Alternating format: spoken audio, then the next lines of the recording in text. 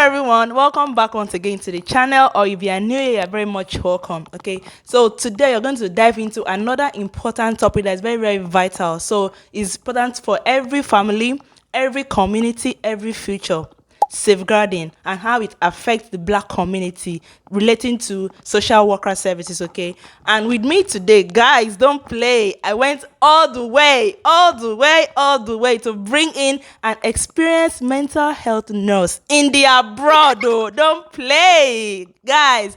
Welcome, Sister Clara. Can you tell us a bit about yourself, ma? Hello everyone, thank you for having me today in your channel.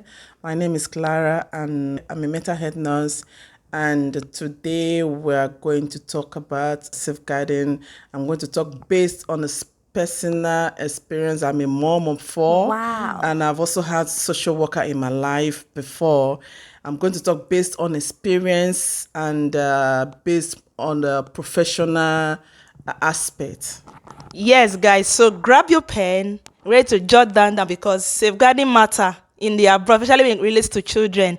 We all need to be aware of certain things. Okay, so let's throw a little light on what safeguarding is all about.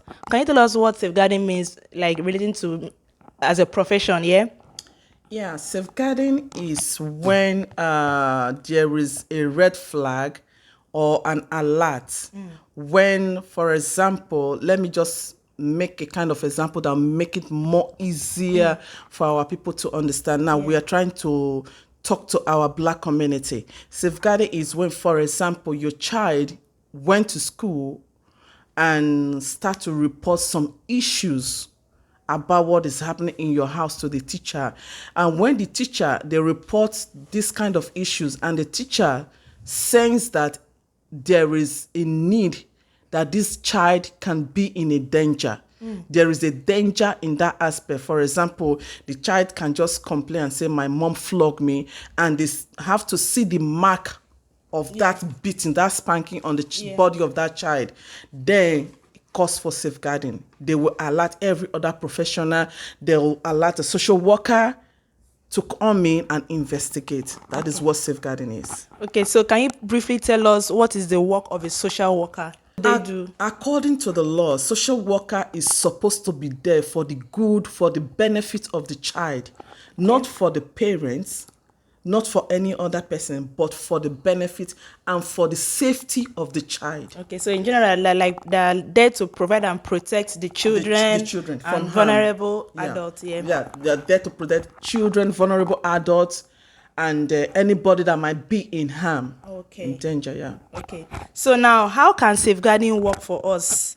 How do you think black people can manage safeguarding? Because when it comes to safeguarding in the diaspora, especially with the black families, there's a research that this social worker thing is really rampant when it comes to black community. So what are the black family doing that is attracting social workers to their family, snatching their children away and all of that? What can you think might be the problem? Okay. Number one, I think and I feel black communities, we are not getting more education enough. Now, we all left our country. We are here in the diaspora. We are here in another man's land. When you get to a place you've never been before, you don't know anything about that place, it is your own responsibility to go into the laws of that land, especially if you have children. Exactly. Now, if you have children, you have to know how the law of that land works about children. You, especially as a parent, you have to know the law concerning children, the law concerning yourself as a parent, on how to safeguard yourself as well. There are a lot of things you have to learn in the land on, in case somebody can just barge into your house and say, oh, we are social worker and this is what we've seen or heard about you. How can you defend yourself? How can you defend your children? So there are a lot we black communities we have to learn in this land in order for us to be able to stand and safeguard ourselves and safeguard our children. Because as parents, you are the only person that really love your children more. Of course. Nobody can ever take care of your child or children the way you, the mother or father, can always take care of them or love them. Yeah. Very good. Thank you, ma, for that. So I'll also say that, of course, if you're a strange person's land, you need to learn the law. Don't just be gullible. Don't just like stay there. You have to know your rights in case something happen and you don't know what to do, or you have to have your own, know the law for yourself. Okay. Our children, they get engaged with different people, different races. So you have to know the law so that in case of anything happen, and don't worry, our mental health nurse is gonna be dishing out real life experiences that she has experienced from her place of work, because she's a nurse and she has all these cases brought to her. Okay, so if you are enjoying this video, please give us a like, comment, subscribe, and turn on notification bell. Okay, so let's also say, should we also empower our black communities when it comes to safeguarding our children? Empowerment in terms of like teaching our kids what to do and correct them in love, like openly and regularly, not just bashing them and all of that, making them to go and seek help outside, because that also leads to what we call low self-esteem. Because when children have low self-esteem, they'll not confide in you as a parent, right? So they'll now want to confide with social workers or people out there. Can you throw more light on that in aspect to your field? Yeah, in that area, we parents, we have to be extremely careful, because it's not everything you will shout about. It's not everything you will flog.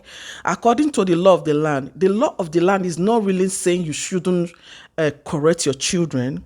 It's far from that. The law of the land is not really saying you shouldn't be angry when your children misbehave. It's a normal thing as parents.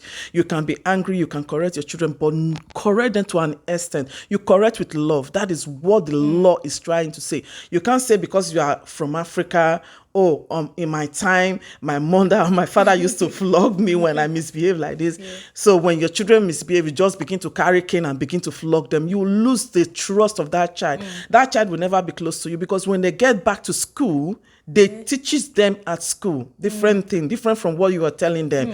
Now you correct them. Some people will say, oh, I'm a Christian, the Bible spare the rod and spoil the child. Now spare the rod and spoil the child, you can't say because you are obeying the Bible.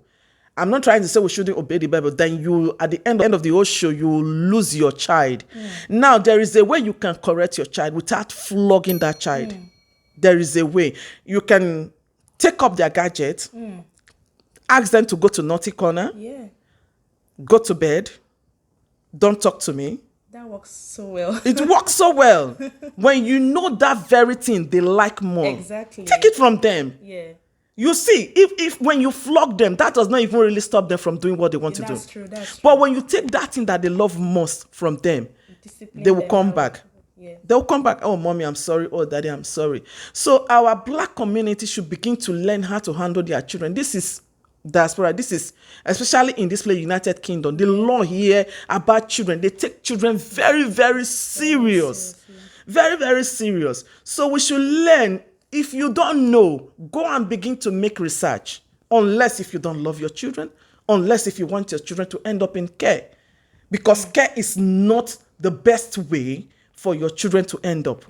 People that have end up there, I'm telling you, their life is not, it's nothing to write home about. It's not all of them anyway. There are still some of them that ended up there. At the end, they become somebody great. But at the end, it's not what you pray for your child.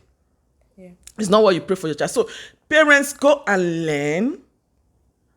If it take you to go for classes, go through lectures on how to take care of children, learn it. And another thing is, know the friends your children associate with. Especially the preteens. Yes, the preteens. Because you can teach them and make them go through this or that, and they'll be okay. But at the end, when they go out, the friends they make, the friends they go out with, their friends can influence them negatively. So children, be close to your children, be good friend to your children, so that they can be able to open up. They can be close to you and say, oh mom, look at what my friend told me today, look at what my friend said we should do.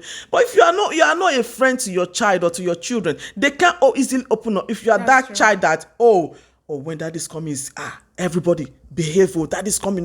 The lion is coming. When it's like that, they will never open up and tell you what they are going through. With their friends are outside. They might, when you are scaring them away from you, now they might be confiding in wrong friends. They might be confiding in their teacher. Because come to think of it, teachers contribute a lot. Of course, they spend most of their days in, Yes, like with the teachers at school, Monday to Friday. They spend like 7, 6, 8 hours with the teachers at school. Yeah. Before you know, the teacher might just be, oh, let me give you, what happened to your hand? Yeah. This mark, how did you get it? Is it?